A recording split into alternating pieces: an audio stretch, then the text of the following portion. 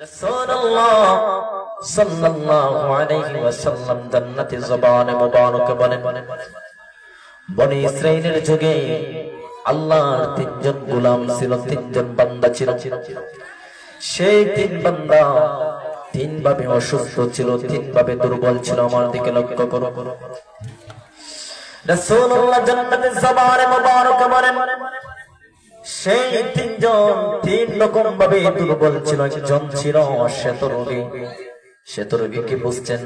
আমাদের সমাজের মানুষদের দেখবে কিছু অংশ সাদা, কিছু অংশ আবার ভালো, যেটাকে গ্রাম্য ভাষার দল হিস্তি ব্যবহার করি, চিনছেন? একজন ছিল শ্বেতরোগী, আরেকজন ছিল টাক মাথা, যার চুলের মাথার মধ্যে কোনো চুল নাই, মাথার মধ্যে কোনো চুল নাই। তিন নম্বর যিনি ছিলেন, তার চক্ষু নাই, চক্ষু দ্বারা কোনো কিছু দেখে নাই, অন্ধ। আল্লাহর তিন বান্দাকে আল্লাহর ইচ্ছা হলো সেই তিনজনকে পরীক্ষা নিরীক্ষা করবেন, পরীক্ষা নিরীক্ষা করবেন। এর জন্য আল্লাহ রাব্বুল আলামিন রহমতের ফেরেশতা জিবরাইল আলাইহিস সালামকে দুনিয়ার জমিনে পাঠিয়ে দিলেন। হ্যাঁ বান্দা আমার জিবরাইল যাও,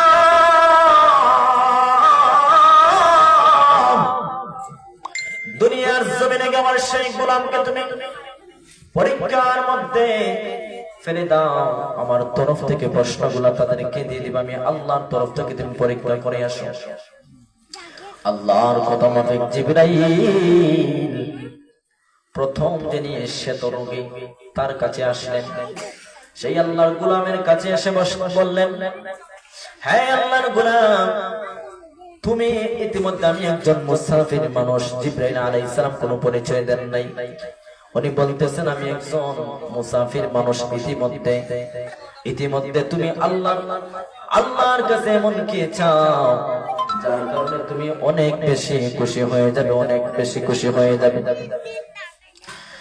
সেই শ্বেতরোগী বান্দা বলল, হ্যাঁ মুসাফির ভাই, ইতিমধ্যে আমি আল্লাহর কাছে শুধু একটাই বাসনা, একটাই ইচ্ছা, সারাটা জীবন আমি শ্বেতরোগী নিয়ে চলাফেরা করতেছি। শরীরের কিছু অংশ সাদা, কিছু অংশ আবার কালো ভালো। মানুষ সমাজের মধ্যে আমাকে ঘৃণা করে, সমাজের মানুষদের সঙ্গে মিশতে আমাকে দেয় না। মানুষদের সঙ্গে যখন মিশতে যায়, মানুষ আমাকে মিশতে দেয় না, তার সঙ্গে মেলামেশা করতে দেয় না। মানুষ আমাকে তিরস্কার করে, আমাকে নিয়ে নিন্দা করে।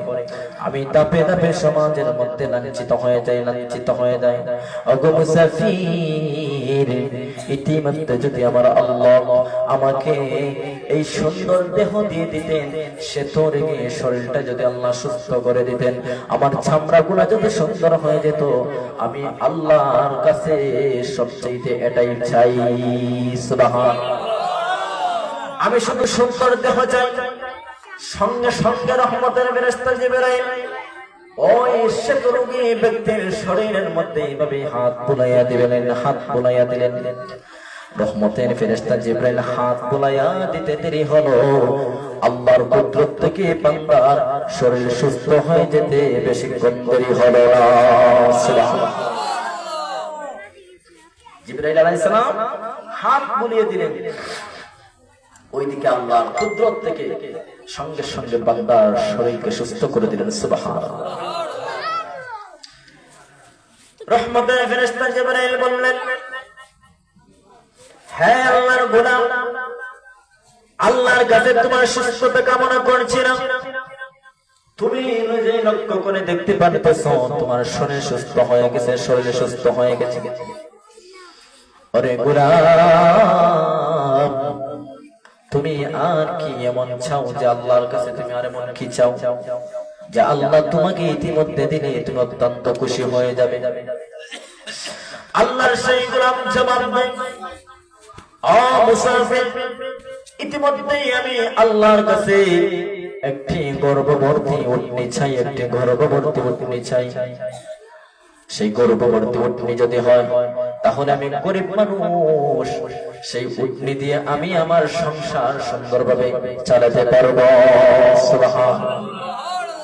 সে বলল, আল্লাহ যদি আমাকে একটা উটনি, গর্ভবতী উটনি দিয়ে দেয়, তাহলে আমি আমার সাংসারিক জীবন সুন্দরভাবে চালাতে পারবো।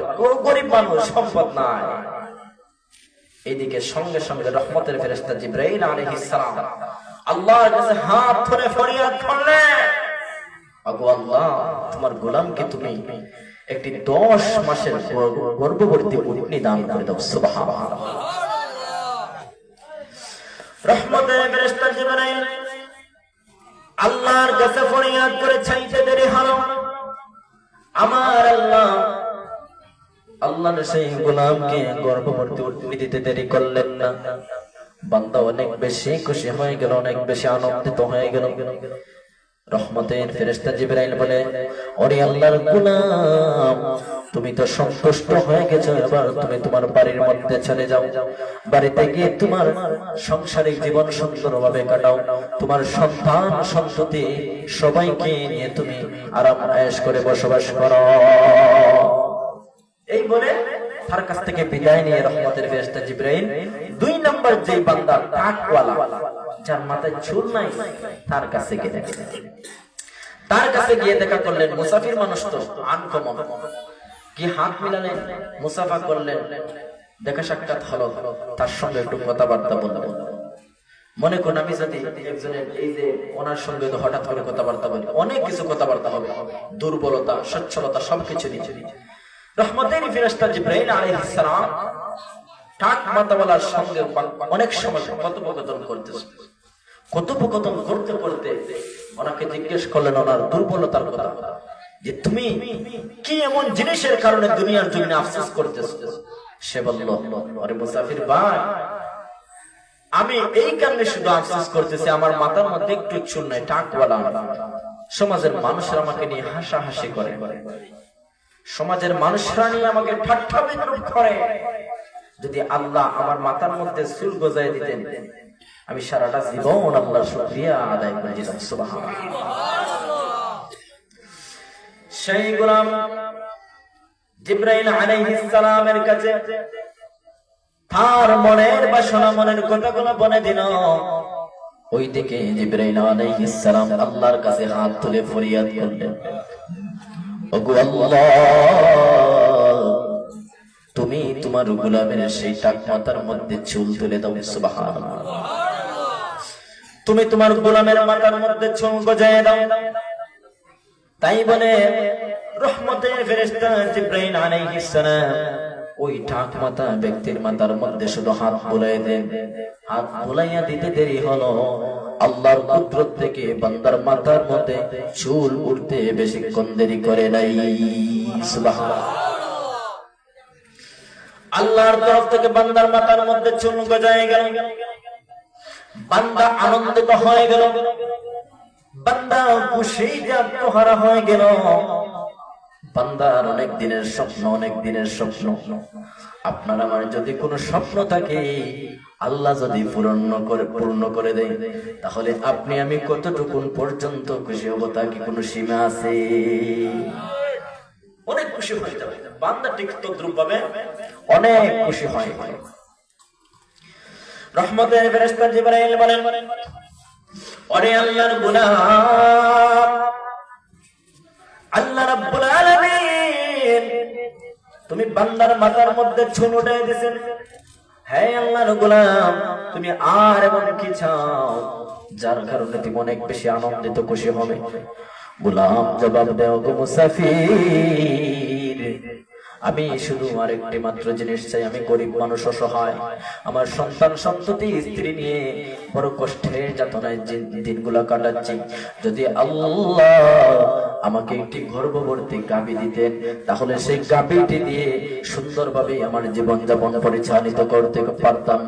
ওইদিকে রহমতের ফেরেশতা জিবরাইল আলাইহিস সালাম আল্লাহর কাছে হাত তুলে ফরিয়াদ করলেন, ওগো আল্লাহ, তোমার গোলাম শুধু তোমার কাছে একটি গর্ভবতী গাভী চায়। আল্লাহ গো, তুমি তোমার গোলামকে গর্ভবতী গাভী দিয়ে দাও।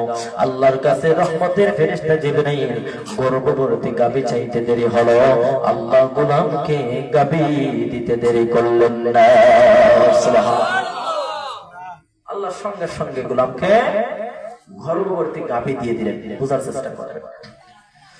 এখন রহমতের ফেরেশতা জিবরাইল 3 নম্বর যে বান্দা অন্ধ অন্ধ ব্যক্তি তার সম্মুখে চলে গেল, সে তো কিছু দেখে নাই চোখে, তার সঙ্গে গিয়ে হাত মেলালেন, মুসাফা করলেন, কথোপকথন করতেছে। রহমতের ফেরেশতা সেই গোলামকে জিজ্ঞেস করলেন, আরে আল্লাহর গোলাম, আমি একজন মুসাফির মানুষ, আমি তোমার সঙ্গে সাক্ষাৎ হয়ে গেল, অনেকক্ষণ যাবৎ কথাবার্তা হলো।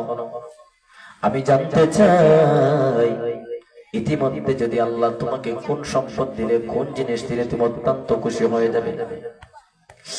সেই অন্ধ লোক বলল, মুসাফির ভাই, আমার জন্মের পর থেকে চক্ষু অন্ধ, দুনিয়ার জমিন কালো না সাদা তা আমি কোনোদিন দেখি নাই। দুনিয়ার জমিন কতটুকুন সুন্দর আমি কোনোদিন চক্ষু দিয়ে অবলোকন করতে পারি। এমনকি আমি নিজে সামনে আয়না রেখে কেমন সুন্দর মানুষ কোনোদিন দেখতে পারি নাই। আমার চক্ষু অন্ধ থাকার কারণে দুনিয়ার জমিনের আল্লাহর কোন নিয়ামত আমি দেখতে পারি নাই। ওরে মুসাফির, আল্লাহ যদি ইতিমধ্যে আমার চক্ষুটা সুস্থ করে দিতেন, আল্লাহ যদি আমার চক্ষু ভালো করে দিতেন, তাহলে সবচেয়ে বেশি আমি খুশি হয়ে যেতাম, আর মন প্রাণ করে আমি আল্লাহর গোলামিতে রেজামন্দি হাসিল করতাম। সুবহানাল্লাহ। রহমতের ফেরেশতা জিবরাইল বলেন, হাসা কইতেছ? ওই অন্ধ ব্যক্তি বলল, সঙ্গে সঙ্গে আল্লাহর কাছে ফরিয়াদ করলেন জিবরাইল, আল্লাহ, তোমার গোলামের চক্ষু তোমার কুদরত থেকে ভালো করে দাও। ওইদিকে রহমতের ফেরেশতা জিবরাইল অন্ধ ব্যক্তির চক্ষুর মধ্যে হাত বুলিয়ে দিলেন, ওইদিকে আমার আল্লাহর কুদরত থেকে চক্ষু ভালো হয়ে যেতে দেরি করেন নাই। সুবহানাল্লাহ। বান্দার চক্ষু ভালো হয়ে গেছে। বান্দাকে কোন জিজ্ঞেস করলেন যে আপনি এখন আর কোন নিয়ামতটি পেলে আল্লাহর তরফ থেকে আপনি খুশি হন? অন্ধ ব্যক্তি জবাব দেন, আমাকে তো আল্লাহ সুস্থ করে দিয়েছেন, এটাই সবচেয়ে বড়। তবে হ্যাঁ, আরো একটি জিনিস আল্লাহর কাছে চাই, বেশি বড় কিছু চাই মানে মাত্র ছোট্ট একটা জিনিস চাইব। আল্লাহ যদি আমাকে মাত্র একটি ছাগল ছানা দিয়ে দিতেন, সেই ছাগলটি আমি লালন পালন করে সুন্দর করে বড় করতাম, সেই ছাগলটা দিয়ে আমি আমার পরিবার নিয়ে সুন্দর করে জীবন যাপন করতে পারতাম। সুবহানাল্লাহ।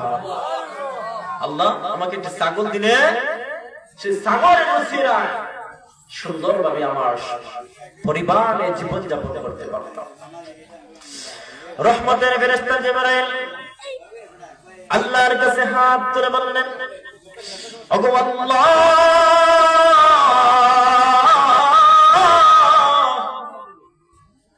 আপনার গোলামের চক্ষু ভালো করে দিয়েছেন, আপনার গোলাম অত্যন্ত সন্তুষ্ট এবং খুশি হয়ে গেছে। গো আল্লাহ, আপনার গোলাম এখন শুধু আপনার কাছে একটা ছাগল ছানা চাই, আপনার গোলামকে আপনি একটি গর্ভবতী ছাগল ছানা দিয়ে দেন। রহমতের ফেরেশতা জিবরাইল আলাইহিস সালাম আল্লাহর কাছে চাইতে দেরি করলেন, আল্লাহর তরফ থেকে 10 মাস গর্ভবতী ছাগল আল্লাহ বান্দাকে দিতে দেরি করলেন না। সুবহানাল্লাহ। বান্দাকে ছাগল দিয়ে দিলেন, তিনজনকে তিনটি জিনিস দিয়ে দিলেন, তিনজনকে 6টা জিনিস দিয়ে দিলেন। কি? শ্বেতরোগের শরীর সুস্থ করে দিলেন, এমনকি পাশাপাশি গর্ভবতী উটনিও দিয়ে দিলেন। 2 নম্বর দিনে টাকওয়ালা, তার মাথার মধ্যে চুল গজায় দিলেন, এমনকি তাকে আল্লাহ গর্ভবতী একটি গাভীনিও দিয়ে দিলেন। 3 নম্বর ব্যক্তির চক্ষু ভালো করে দিলেন, এমনকি আল্লাহর তরফ থেকে আল্লাহ কি করলেন, তাকে একটি ছাগল ছানা গর্ভবতী দিয়ে দিলেন। সুবহানাল্লাহ। 3 জনকে আল্লাহ কিছুদিন অবকাশ দিলেন যে জিবরাইল আপনি এবার চলে আসেন। তাদেরকে কিছুদিন জমিনের মধ্যে চলাচল করতে দেন, তাদেরকে আমি আল্লাহ তো মূলত পরীক্ষা করতেছি। সুবহানাল্লাহ। আমি আল্লাহ তাদেরকে পরীক্ষা করতেছি। জিবরাইল আলাইহিস সালাম চলে গেলেন। এই 3 বান্দা অনেকদিন যাবত তাদের সেই আল্লাহর তরফ থেকে সম্পদগুলো পেয়ে জীবন যাপন করতেছে। এমন সম্পদ হয়েছে তাদের লাশ পর্যায়ে, যাকে আল্লাহ উট দিয়েছিলেন, সে এমন মনে করে যে লক্ষ্যপুর সমপরিমাণ যতটুকু জায়গা আছে, এতটুকু জায়গা একটি মাঠ তার উটে ভরপুর হয়ে গেছে। সুবহানাল্লাহ। যাকে আল্লাহ গাভী দিয়েছিলেন, সেই গাভী থেকে সে অনেক পরিমাণ গাভী পেয়ে গেছে, যাকে আল্লাহ ছাগল দিয়েছিলেন, সেই ছাগল থেকে অনেক বাচ্চা দিতে দিতে অনেক বিশাল বড় মাঠ তার ছাগলে ভরপুর হয়ে গেছে। সুবহানাল্লাহ। তারা বসবাস করতেছে, জীবন পরিচালনা করতেছে। আল্লাহ রাব্বুল আলামিন ডেকে ডেকে বলেন, হ্যাঁ আমার বন্ধু জিবরাইল, এই যে আপনার মনে আছে নি, আমি আপনার মাধ্যমে আমার 3 জন গোলামকে আমি পরীক্ষার সম্মুখীন করিয়েছি। জিবরাইল বলে, ও আল্লাহ, আমার মনে আছে গো। আল্লাহ বলেন, জিবরাইল তাহলে যাও, কেননা আমি জানি আমার আদম সন্তানেরা, আমার গোলামেরা যখন অধিক পরিমাণে সম্পদশালী হয়ে যায়, যখন তার অধিক বেশি সম্পদ হয়ে যায়, তখন তার ভিতরে অহংকারিত্ব চলে আসে, তার ভিতরে তখন শয়তান বসবাস করে ফেলে। তখন আমার গোলামেরা আমি আল্লাহর গোলামি থেকে বঞ্চিত হয়ে যায়। বন্ধু, আপনি যান, আবার জমিনে যান। রহমতের ফেরেশতা জিবরাইল আলাইহিস সালাম জমিনে আসলেন। এসে প্রথম যিনি লক্ষ্য করবেন, ঘটনা হাদিসের ঘটনা কিনা, প্রথম যার সঙ্গে দেখা হয়েছিল শ্বেত রোগী, তার সঙ্গে জিবরাইল আলাইহিস সালাম আর অন্য বেশে মানে মুসাফির অবস্থায় তার সঙ্গে মুলাকাত করলেন, দেখা সাক্ষাৎ করলেন, অনেক কথোপকথন হলো। রহমতের ফেরেশতা জিবরাইল আলাইহিস সালাম ডেকে ডেকে বলেন, হে আল্লাহর গোলাম, আমি একজন মুসাফির মানুষ, আপনাদের এলাকার মধ্যে এসে আমি অনেক বিপদের মধ্যে পড়ে গেছি। আপনাদের এলাকার মধ্যে এসে আমি কঠিন পরীক্ষার সম্মুখীন হয়ে গেছি, বিপদের মধ্যে পড়ে গেছি। ইতিমধ্যে আমি যে আমার বাড়িতে পৌঁছে যাব, সেই পরিমাণ সম্পদটুকু আমার কাছে নাই, সেই পরিমাণ টাকাও আমার কাছে নাই। ওরে আল্লাহর গোলাম, আপনার কাছে দেখতে পাচ্ছি অনেকগুলা উট, সমস্ত মাঠ ভরপুর হয়ে গেছে। আপনার সেই উট থেকে আমাকে মাত্র একটি উট দান করুন, যেই উটের মধ্যে আমি সওয়ারি হয়ে অথবা যেই উটটি বিক্রি করে আমি আমার গন্তব্যস্থানে পৌঁছে যেতে পারি। সে তো যিনি মানে বললেন, না, আমার দেখতেছো ঠিক এত সম্পদ, কিন্তু আমি আপনাকে দান করব না। কেন করব না? প্রতিদিন মানুষদেরকে আমি দান সদকা করতে করতে হয়রান হয়ে গেছি, আমার সম্পদগুলো কমে যাচ্ছে, আমি আপনাকে দান করতে পারবো না। রহমতের ফেরেশতা জিবরাইল বলে, বান্দা, ওরে আল্লাহর গোলাম, একটা সম্পদ, এত সম্পদ থেকে মাত্র একটা উটনি দিয়ে দিলে তোমার কিছু হবে না? সেই আল্লাহর গোলাম বলে, না না, আমি আপনাকে দিতে পারি না। মূলত কিন্তু রহমতের ফেরেশতা জিবরাইল গরিব না, মূলত কিন্তু রহমতের ফেরেশতা জিবরাইল একটি উট ওনার কাছেও সাহায্য চাইতেছেন না, মূলত কিন্তু আমার আল্লাহর তরফ থেকে পরীক্ষা চলতেছে। ঠিক কিনা বলা? আল্লাহর তরফ থেকে বান্দাকে পরীক্ষা করতেছে যে, বান্দা, সম্পদ দিয়েছি, দেখি তুমি কোন দিকে চলে গেলা। রহমতের ফেরেশতা জিবরাইল বলে, এই তোমাকে তো চেনা চেনা লাগে। সে অবাক হয়ে গেছে, আপনি আমাকে চিনে? বলে, হ্যাঁ, তোমাকে আমি চিনি, কোন এক সময় তোমার সঙ্গে আমার দেখা হয়েছিল। বলে, না, আপনার সঙ্গে আমার কোনোদিন দেখা হয় নাই। মিথ্যা কথা বলতেছে, আপনার সঙ্গে কোনোদিন আমার সাক্ষাৎ হয় নাই। রহমতের ফেরেশতা জিবরাইল আলাইহিস সালাম বলেন, তোমার সঙ্গে সত্য বলতেছো, আমার কি কোনোদিন দেখা হয় নাই? আল্লাহর সেই গোলাম বলল, না না, কোনোদিন দেখা হয় নাই। যদি আল্লাহর কোন বান্দার দুনিয়ার জমিনের মধ্যে তার দুর্বলতার মধ্যে আপনি হাত দেন, তাহলে আল্লাহর সেই বান্দা অনেক বেশি কেঁপে যায়। ঠিক কিনা বলো? আজকে যদি আমার মাথা টাকে আর কিছুদিন পরে যদি আমি সুস্থ হয়ে যাবো, উদাহরণ বলতেছি, তখন যদি আপনি আমাকে বলেন যে তোমার তো মাথা টাকছিল, তখন আমি একটু কেঁপে যাই, ভাব নেই। ঠিক তদ্রুপ ভাবে আল্লাহর সেই বান্দা কেঁপে গেল। জিবরাইল আলাইহিস সালামকে তো সে চিনে না, সে এমন ভাবে কেঁপে গেল, জিবরাইল আলাইহিস সালাতু সালাম বলেন তুমি কাঁপাকাঁপি করবে না, তোমার মাথার মধ্যে চুল ছিল না, তোমার মাথার মধ্যে চুল ছিল না, তোমার মাথার মধ্যে আল্লাহ চুল উঠাইয়া দিয়েছে। তোমার এই যে সম্পদগুলো আছে, মাঠ ভর্তি যতটা উট আমি দেখতে পাচ্ছি, এর উটের মধ্য থেকে উট তো পাওয়া পরে দূরের কথা, তোমার উটের একটা সরিষা পরিমাণ লোমও ছিল না। এই সমস্ত কিছু আমার আল্লাহর তরফ থেকে তোমাকে দেওয়া হয়েছে। সুবহানাল্লাহ। তখন বান্দাকে বলল, হ্যাঁ কি বলেন, এই সম্পদগুলো আমার বাপ দাদার দেওয়া সম্পদ, আর আমার শরীর শ্বেতরোগী ছিল, আপনাকে কে বলছে সেটা? বান্দা অহংকার করতেছে, দাপট দেখাইতেছে। ওই যে সম্পদ হয়ে গেছে, সম্পদ হয়ে গেছে, শিল্পপতি হয়ে গেছে, সমাজের গরিব একজন অসহায় মানুষকে সে মানুষই মনে করে না। এমন মানুষ আছে না নাই?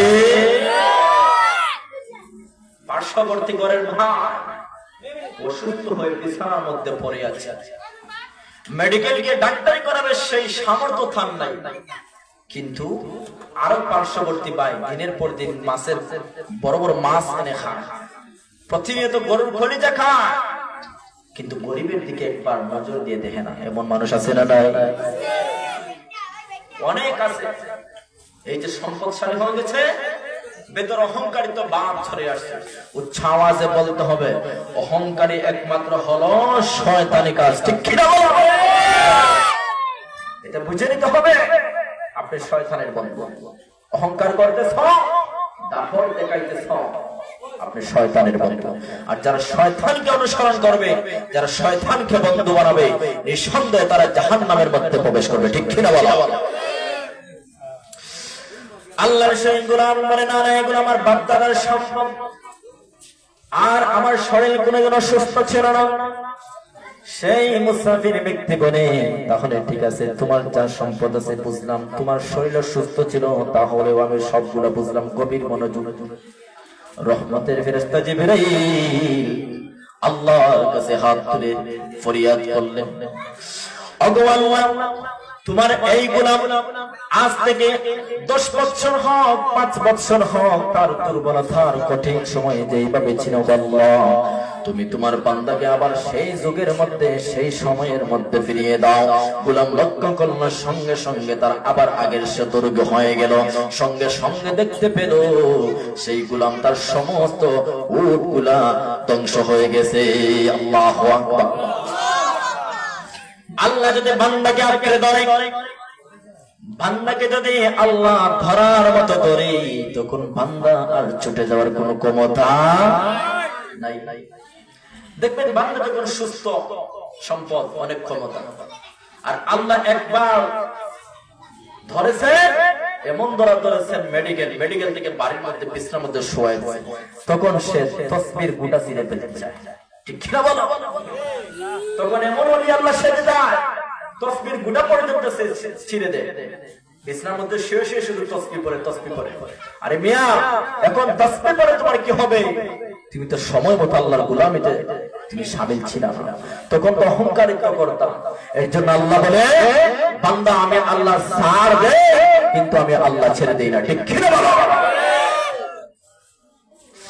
আল্লাহ বলে, বান্দা আমি আল্লাহ ছাড় দেই কিন্তু ছেড়ে দেই না। সঙ্গে সঙ্গে গোলাম লক্ষ্য করলো সমস্ত উট ধ্বংস হয়ে গেছে।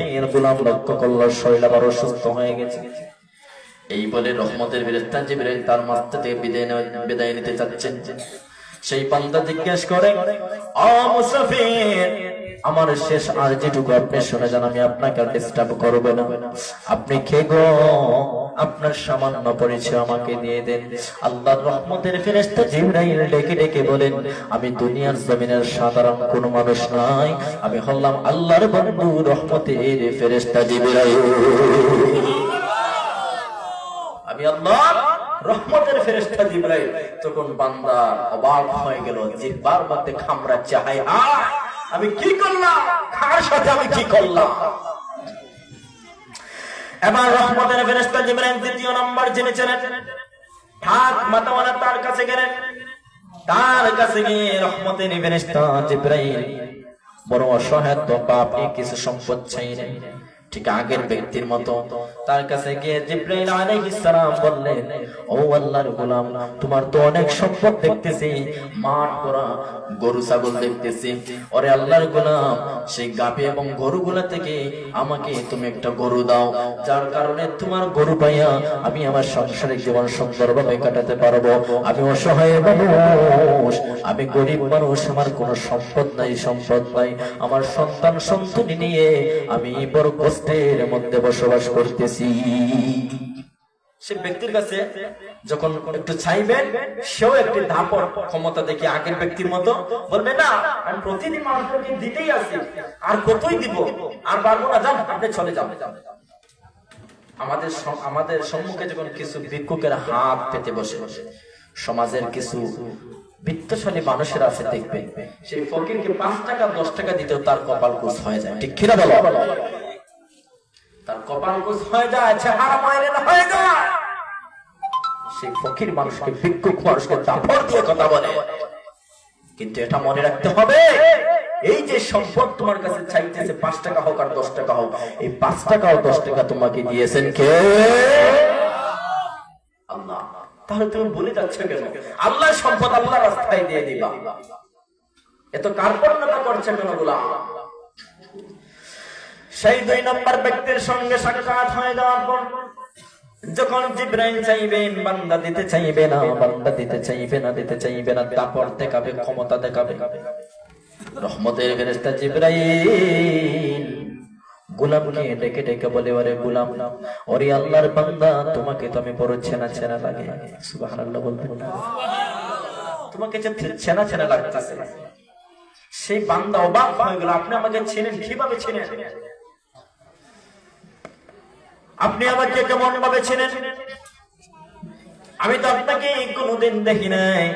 তখন রহমতের ফেরেশতা জিবরাইল আলাইহিস সালাম বলেন, তাহলে ওই দিনের কথা তুমি স্মরণ করো, ওই দিনের কথা তুমি মনন করো, স্মরণ করো, যেই দিন তোমার কাছে সরিষা পরিমাণ কোনো সম্পদ ছিল না, যেই দিন তুমি টাকমা তাওয়ালা ছিলে, আর একজন ব্যক্তি তোমার সম্মুখে এসে দোয়া করেছিলেন, ফরিয়াদ করেছিলেন, যার দোয়ার বরকতে, ফরিয়াদের বরকতে আমার আল্লাহ তোমার টাক মাথার মধ্যে চুল গজায় দিয়েছেন, আমার আল্লাহ তোমাকে গর্ভবতী গাভীটা দিয়েছেন, সেই দিনের কথা মনে আছে কি?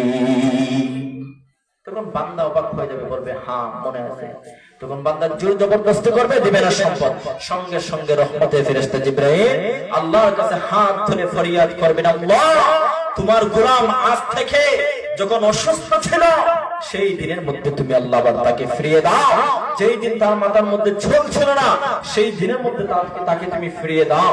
তখন সঙ্গে সঙ্গে বান্দার মাথার ঝোল সবগুলা পড়ে যাবে, বান্দা আবার টাক মাথাওয়ালা হয়ে যাবে। বান্দার সমস্ত মাঠ ভর্তি সমস্ত গরুগুলা ধ্বংস হয়ে মৃত্যুবরণ করে ফেলবে। আল্লাহু আকবার। বান্দা অবাক হয়ে যাবে, তাজ্জব হয়ে যাবে, বান্দা কান্নাকাটি শুরু করবে। বান্দা বলবে, ওগো মুসাফির, আপনি এমন কে, আপনার একটু পরিচয় আমাকে জানিয়ে দিন। আপনার খেয়ে তো পাওয়ার, আপনি আল্লাহর কাছে চাইতে দেরি করলেন, কিন্তু আল্লাহ আপনার কথা মাফিক, আল্লাহর কথা তোমার কথা আল্লাহ দেরি করেন না। আপনি কে? রহমতের ফেরেশতা জিবরাইল ডেকে ডেকে বলেন, ওরে আল্লাহর গোলাম, আমি কোন সাধারণ মানুষ নাই, আমি হলাম আল্লাহর বানানো রহমতের ফেরেশতা জিবরাইল। সুবহানাল্লাহ। আমি আল্লাহর রহমতের ফেরেশতা জিবরাইল। বান্দা অবাক। এখন আর অবাক হয়ে কি হবে, আর কান্নাকাটি করে বা কি হবে? এই যে আল্লাহ ছাড় দিয়েছিলেন তোমাকে, কিন্তু আর ছাড়বেন না, এখন ধরেছেন, ধরার মতোই ধরেছেন, ঠিক কিনা বলো? তার কাছ থেকে বিদায় নিয়ে 3 নম্বর ব্যক্তিকে মনে আছে আপনাদের? অন্ধ ব্যক্তি, যার চোখে দেখে না। তার কাছে রহমতের ফেরেশতা জিবরাইল গেলেন। এর জন্য দেখবেন সমাজের বিত্তশালী, সম্পদশালী, আপনারা আবার মাইন্ড করবেন না আমার কথায়, আমি কিছু কথা বাস্তবে বলতেছি। সমাজের বিত্তশালী, সম্পদশালী মানুষের চাইতে দেখবেন গরিব মানুষ যদি আনন্দে খায়, তার মন মানসিকতা অনেক ভালো, ঠিক কিনা বলো? তার মন মানসিকতা ভালো, যে হুজুরকে সম্মান করতে জানে, যে সমাজের মানুষদের সাথে সুন্দর ব্যবহার জানে, সে আল্লাহর রাস্তায় 2 টাকা দান করতেও জানে। আর যে সম্পদশালী, সমাজের মানুষের সঙ্গে সে চলাফেরা করতে জানে না, তার লেভেলের যারা বড় তাদের সঙ্গে শুধু জানে, আর যারা গরিব তাদেরকে সে মানে দেখতেই পারে না, তাদেরকে দেখলেই তার মানে অশান্তি অশান্তি বিরাজ করে যায়। এমন মানুষ আছে না নাই? এই তিন ব্যক্তিদের মধ্যে হবে 3 নম্বর যিনি ছিলেন অন্ধ ব্যক্তি, সেই ব্যক্তির সঙ্গে রহমতের ফেরেশতা জিবরাইল আলাইহিস সালাম আবার সাক্ষাৎ করলেন, দেখা করলেন, মুসাফা করলেন, কথাবার্তা বললেন, অনেকক্ষণ যাবত কথাবার্তা বললেন।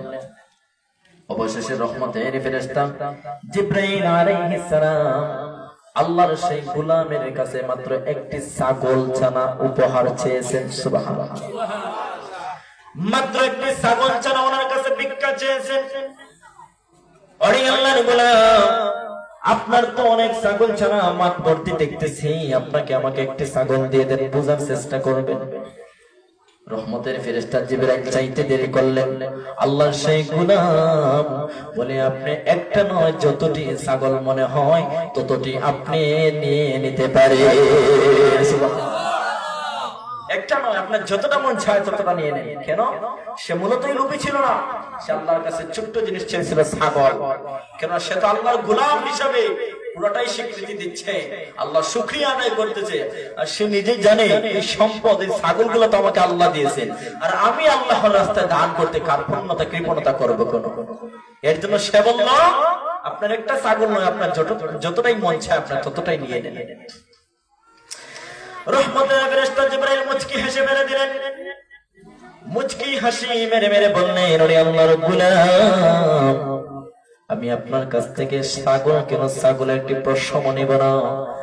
আমি এমন একজন মুসাফির, হয়তো আমার ব্যাপারে তোমার জানা নাই। আল্লাহর সেই গোলাম বলে, তাহলে আপনার পরিচয়, আসল পরিচয়টা দিন। রহমতের ফেরেশতা জিবরাইল আলাইহিস সালাম ওই 3 নাম্বার অন্ধ ব্যক্তির সম্মুখে পরিচয় প্রদান করলেন। ওরে আল্লাহর গোলাম, আমি হলাম আল্লাহর রহমতের ফেরেশতা জিবরাইল। আল্লাহর রহমতের ফেরেশতা জিবরাইল। তখন সে বলবে, তাহলে আপনি আমার সঙ্গে কেন দেখা করতেছেন? তখন রহমতের ফেরেশতা জিবরাইল আলাইহিস সালাম বলবেন, সেই দিন কার কথা তুমি স্মরণ করো, যেই দিন তুমি ছিল অন্ধ, দুনিয়ার জমিনে কোনো কিছু তুমি দেখো নাই, মানুষেরা কেমন, গরু ছাগল কেমন, কোনো কিছু তুমি দেখতে পাও নাই। সেই দিনের কথা তুমি স্মরণ করো। দুনিয়ার জমিন অন্ধকার না আলোকিত সেটাও তুমি দেখো নাই, কিন্তু সেই দিন আল্লাহ আমাকে তোমাদের 3 জনের মধ্যে পাঠিয়েছিলেন শুধুমাত্র তোমাদেরকে পরীক্ষা নিরীক্ষা করার জন্য। সেই 3 জনের মধ্যে হতে 2 জন আল্লাহর নাফরমান বান্দা হিসেবে স্বীকৃতি পেয়েছে, আর তুমি অন্ধ ব্যক্তি যিনি সবচেয়ে বেশি চেয়েছিলে না, কম চেয়েছিলে, মাত্র ছাগল ছানা চেয়েছিলে, আর আমি চাইতে দেরি করলাম, তুমি দিতে করলে না, তুমি আল্লাহর কাছে আল্লাহর প্রিয় বান্দা হিসেবে কবুল হয়ে গেছো। সুবহানাল্লাহ। এর জন্য আল্লাহর শুকরিয়া সার্বক্ষণিক আদায় করবেন, আল্লাহর শুকরিয়া বারবার আদায় করার চেষ্টা করবেন। আল্লাহর শুকরিয়া আপনি যতই আদায় করবেন, আল্লাহ নিজে ঘোষণা করে দিচ্ছেন, বান্দা আমি তোমাকে বেশি বাড়াবো। সুবহানাল্লাহ। রহমতের আল্লাহ রাব্বুল আলামিন বলেন, হ্যাঁ গোলামেরা শোনো শোনো, তোমরা বান্দা হিসেবে আমি আল্লাহর কাছে চাও, আমি আল্লাহর নিয়ামতের শুকরিয়া আদায় করো, কিন্তু তোমরা তোমাদের পয়গম্বর আখিরি জামানার নবীর দিকে তাকাও, আমার পয়গম্বর কেমন ভাবে আমার শুকরিয়া আদায় করে। হাদিসে মুবারকের মধ্যে এসেছে, সব চাইতে দুনিয়ার জমিনে, এই পৃথিবীতে সব চাইতে বেশি আল্লাহর কাছে শুকরিয়া আদায় করেছেন আপনার আমার কলিজার টুকরা আখিরি জামানার নবী। সুবহানাল্লাহ। অনেক বেশি পরিমাণ আল্লাহর কাছে শুকরিয়া করতেন। আম্মা জানা আয়েশা রাসূলুল্লাহকে বলেন, নবী কলিজার টুকরা স্বামী, আপনি তো আল্লাহর একজন রাসূল, পয়গম্বর, আল্লাহর কলিজার টুকরা রাসূল, হাবিবুল্লাহ, নবিয়ুনা, কিন্তু আপনি এত পাগল পারা হয় আল্লাহর শুকরিয়া আদায় করতেছেন কেন? আপনার তো আগের গুনাহ মাফ, পিছনের গুনাহ মাফ, মানে আপনার জীবনে কোনো গুনাহ নাই। সুবহানাল্লাহ। তাহলে আপনি কেন আল্লাহ এত গোলামি করতেছেন, আল্লাহ এত শুকরিয়া আদায় করতেছেন? আল্লাহর হাবিব ডেকে ডেকে বলেন, হ্যাঁ কলিজার টুকরা স্ত্রী আয়েশা, তুমি শুনে রাখো, আফালা উহিব্বু আন আকুনা আবদান শাকুরা। আল্লাহু আকবার। আফালা উহিব্বু আন আকুনা আবদান শাকুরা, আমি কি আল্লাহ সেই শুকরিয়া জ্ঞাপনকারী বান্দা হতে হব না? সুবহানাল্লাহ। আমি কি তুমি চাও না যে আল্লাহ নিয়ামতের শুকরিয়া আদায় করি বান্দাদের অন্তর্ভুক্ত হব না? এখন দেখুন রাসূলুল্লাহ যিনি আল্লাহর হাবিব বন্ধু, উনি ওনার জীবনে কত শুকরিয়া আদায় করেছেন। আর আপনি আমি আল্লাহর শুকরিয়া কয়বার আদায় করি? আপনি আমি কত নিয়ামত পেয়েছি, আর সবচেয়ে বড় নিয়ামত সুস্থতা। সেই সুস্থতার শরীর নিয়ে এই প্যান্ডেলের মধ্যে বসে আছি, সুস্থতার শরীর নিয়ে বাজার হাটে চলাফেরা করি, সুস্থতার শরীর নিয়ে আমরা সমাজে এলাকায় চলাচল করি, কিন্তু আল্লাহর গোলামি এবং শুকরিয়া আমরা কয়বার করি? সেইগুলা থেকে আমরা বঞ্চিত। আমার সময় চলে যাচ্ছে, আমি সমাপ্ত করে দেব হুজুর আসলে। এর জন্য আপনাকে আমাকে বেশি পরিমাণে আল্লাহর যে সমস্ত নিয়ামতের সবগুলার শুকরিয়া আদায় করতে হবে। যদি আল্লাহর নিয়ামত থেকে আপনি বঞ্চিত হয়ে যান, এই যে আল্লাহ বলেছেন লাইন শাকারতুম লা আযীদান্নাকুম ওয়া লা ইন কাফারতুম ইন আযাবি লাশাদীদ, আপনি যদি অকৃতজ্ঞদের অন্তর্ভুক্ত হয়ে যান তাহলে আল্লাহ আপনাকে কঠিন আযাব দিবেন। এমনকি এই যে বনী ইসরাইল 3 ব্যক্তিকে আল্লাহ পরীক্ষা নিরীক্ষা করেছিলেন, তাদের মধ্যে আপনারও এইভাবে কঠিন করুণ পরিস্থিতি হবে। এর জন্য আপনি আল্লাহ সমস্ত শুকরিয়া আদায় করতে হবে। জীবনে আপনি যতদিন বাঁচবেন ধাপে ধাপে আল্লাহর শুকরিয়া আদায় করবেন। আল্লাহর শুকরিয়া যত বেশি আদায় করবেন, আমার আল্লাহ আপনাকে তত বেশি আরো বাড়ায় দিবেন। আল্লাহ রাব্বুল আলামিন যেন আমাদের সকলকেই বেশি বেশি করে আল্লাহর নিয়ামতের শুকরিয়া আদায় করার তৌফিক দেন। উচ্চ আওয়াজে বলে আমিন। আল্লাহ রাব্বুল আলামিন যেন যে আলোচনা করলাম তার প্রেক্ষিতে আমাদের সকলকে আমল করার তৌফিক দেন। উচ্চ আওয়াজে বলে আমিন। ওয়া আখিরু দাওয়ানা আলহামদুলিল্লাহি রাব্বিল আলামিন। সাল্লাল্লাহু